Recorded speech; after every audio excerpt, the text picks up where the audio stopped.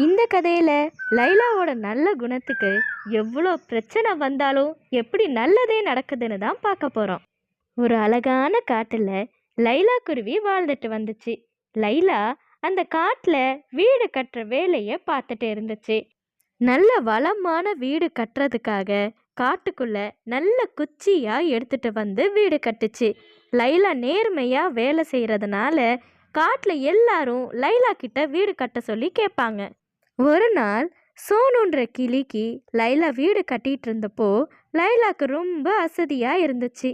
ஷப்பா, ரொம்ப களைப்பா இருக்கு. கொஞ்ச நேரம் ஓய்வு எடுத்துட்டு அப்புறம் மீதி வேலையை முடிக்கலாம். அப்படி நினைச்ச லைலா அங்கேயே படுத்து தூங்கிருச்சு.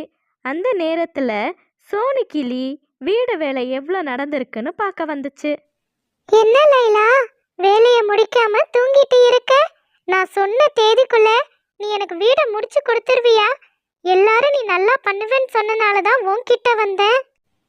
உங்களுக்காக நான் காட்டோட எல்லைக்கே போய் நல்ல குச்சியா எடுத்துட்டு வந்து கட்டிக்கிட்டு இருக்கேன். அதனால ரொம்ப அசதியா இருந்துச்சேன்னு கொஞ்சம் தூங்கிட்டேன். நீங்க ஒன்றும் கவலைப்படாதீங்க, நான் சொன்ன டைம்குள்ள வீடை முடிச்சு தந்துடுறேன். அப்படி சொன்ன லைலா சோனு சொன்ன தேதிக்குள்ள வீடை கட்டி முடிச்சிருச்சு. அப்பாடா, ஒரு வழியா சொன்ன தேதிக்குள்ள வீட்டு வேலையை முடிச்சாச்சு. இப்ப சோனு கிளி வந்தா ரொம்ப பிடிக்கும் நான் நினைக்கிறேன். சோனு கிளி வீட்டை பார்க்க வந்துச்சு.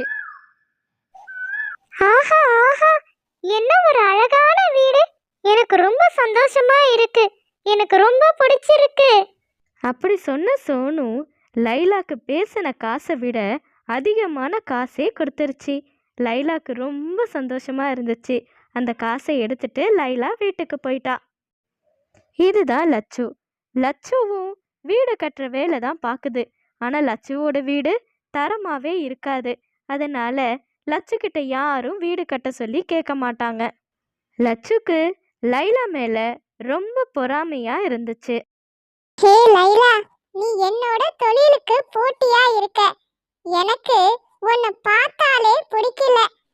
ஏன்னா எல்லாரும் நீ தரமா வேலை பண்றனால உன்கிட்ட தான் வீடு கட்ட வராங்க. எனக்கு பெரிய நஷ்டமா இருக்கு. நான் நல்ல நேரமா பார்த்து உன்னை இங்க இருந்து துரத்துறேனா இல்லையான்னு பாரு. அப்புறம் எல்லாரும் வேற வழி இல்லாம என்கிட்ட தான் வீடு கட்ட சொல்லுவாங்க. லட்சு லைலாவை சீக்கிரமா வெளியே அனுப்பணும்னு நல்ல சந்தர்ப்பத்துக்காக காத்துக்கிட்டு இருந்துச்சு. அதே சமயம் அந்த ஊர்ல இருந்த பண்ணையார் லைலாவை வர சொல்லியிருந்தாரு.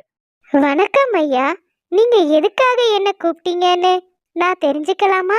வா லைலா, என் தோட்டத்துல ஒரு வீடு கட்டணும். நீதான் நல்ல தரமா கட்டுவேன்னு ஊருக்குள்ள எல்லாரும் சொன்னாங்க.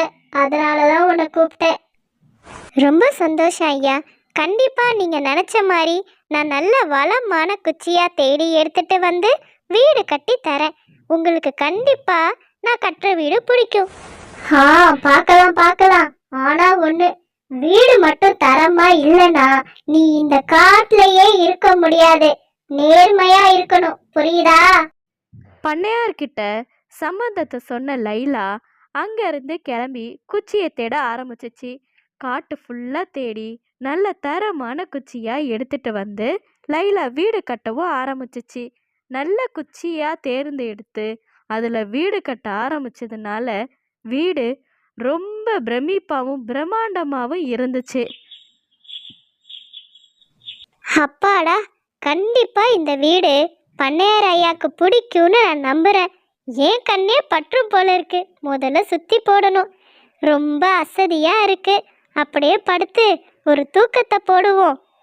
அப்படி நினைச்ச லைலா அங்கேயே படுத்து தூங்க ஆரம்பிச்சிருச்சு. இதை பார்த்துட்டு இருந்த லட்சு அந்த வீடோட பக்கத்துல வந்துச்சு. அடேங்கப்பா, இவ்ளோ தரமா பிரம்மாண்டமான வீடா! ஆஹா, நானே அசந்து போயிட்டேன். இத மட்டும் பண்ணையாரோ இல்ல ஊர் மக்கள் பார்த்தாங்க, அப்புறம் நமக்கிட்ட வீடு கட்டித்தாங்கன்னு சொல்லிட்டு வர ஒருத்தர் ரெண்டு பேரு கூட வர மாட்டாங்க. இந்த லைலாவை இப்ப ஏதாவது பண்ணணுமே. இல்ல இல்ல, இந்த வீட்டை பண்ணலாம்.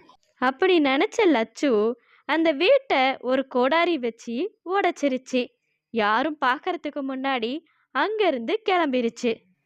கொஞ்ச நேரத்துல லைலா முழிச்சு பார்த்துச்சு. லைலா முழிச்சு பார்த்தோனே ரொம்ப அதிர்ச்சி ஆயிருச்சு. அட கடவுளே, என்ன இப்படி ஆயிருச்சு? யாரு இப்படி பண்ணா? நான் எவ்வளோ கஷ்டப்பட்டு இந்த வீடை கட்டினேன். இன்னும் கொஞ்ச நேரத்துல பண்ணையார் வந்துருவாரே. பண்ணையார் கேட்டா நான் என்ன சொல்லுவேன்? வீடு தரமா இல்லைன்னா ஊரை விட்டு அனுப்பிடுவேன்னு சொன்னாரு. வீடே உடஞ்சி இருக்கே, இப்ப நான் என்ன செய்வேன்? லைலா அழுதுட்டு இருந்தப்போ அங்க ஒரு மேகம் வந்துச்சு. லைலா, நீ ஏன் அழுகுற? எனக்கு உன்னை ரொம்ப பிடிக்கும். நான் உன்னை ரொம்ப நாளா பார்த்துட்டே தான் இருக்கேன். நீ இவ்வளோ நல்லவளா இருக்கே, நீ அழுதா எனக்கே கஷ்டமா இருக்கு. மேகமே, நான் தூங்கிட்டு இருந்தப்போ யாரோ வந்து இந்த வீட்டை உடைச்சிட்டாங்க. பண்ணையார் இப்போ வந்துருவாரு. நான் என்ன பதில் சொல்லுவேன்? நீ கவலைப்படாதே, நான் உனக்கு உதவி செய்யறேன். நான் இப்போ பண்ணையார் வீட்டு பக்கம் மழை பொழிய போறேன். பண்ணையார் மழை நின்னதுக்கு அப்புறம் கிளம்புவாரு. அதுக்குள்ள நீங்க வீட சரி செஞ்சிடு. ஆனால் அப்படி கொட்டுற மழையில நான் மட்டும் எப்படி வேலை செய்ய முடியும்? நானும் நனைஞ்சிருவேனே, உடம்பு முடியாம போயிடும். உன் பக்கம் மழை வராது. நீ நிம்மதியா உன் வேலையை முடிச்சிரு. நான் பண்ணையார் வீட்டு பக்கம் மழை பொழிஞ்சிட்டு வரேன். அப்படி சொன்ன மேகம் மழையை பொழிய ஆரம்பிச்சது. ஆனா லைலா இருந்த பக்கம் மழையே இல்லை. லைலா ரொம்ப நிம்மதியா வீடை சரி பண்ண ஆரம்பிச்சா. லைலா வீடை சரி செஞ்சதும் மேகம் மழையை நிறுத்திடுச்சு. மழை நின்னதும் பண்ணையார் வீடை பார்க்க வந்துட்டாரு. அட, இவ்வளவு பிரம்மாண்டமான வீடா?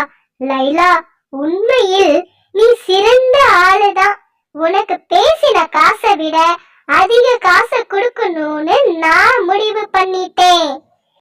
பண்ணையார் காசை கொடுத்ததும் லைலா ரொம்ப சந்தோஷமா அந்த காசை எடுத்துக்கிட்டா. இது மட்டும் இல்ல, இனிமே எங்க நான் வீடு கட்டினாலும் ஒன்னதான் கூப்பிடுவேன். உனக்கு சிறந்த பரிசு தரணும்னு முடிவு பண்ணிட்டேன். ரொம்ப நன்றிங்க ஐயா. லைலா பண்ணையார் கொடுத்த காசை எடுத்துட்டு வீட்டுக்கு கிளம்பிட்டா. வீட்டுக்கு போய் நிம்மதியா ஓய்வு எடுத்தா. அதே சமயம் லட்சுவோட வீடு ஏற்கனவே பலவீனமா இருந்தனால மழை பெஞ்சப்போ வீடு கீழே விழுந்து உடஞ்சிருச்சு. லட்சு வீடு உடஞ்சதை நினைச்சு அழுதுட்டே இருந்தா. ஹாய் குட்டீஸ், இந்த கதையில இருந்து நாம தெரிஞ்சுக்க வேண்டியது, லைலா மாதிரி நம்ம நேர்மையா இருந்தா கடவுள் நமக்கு யார் மூலமாவது உதவி செய்வாரு. அது மட்டும் இல்ல, லட்சு மாதிரி நம்ம அடுத்தவங்களோட வேலையில நஷ்டம் உண்டாக்கி நம்ம ஜெயிக்கணும்னு நினைக்க கூடாது. அப்படி பண்ணா நமக்கு விளைவுகள் உண்டாகிடும்.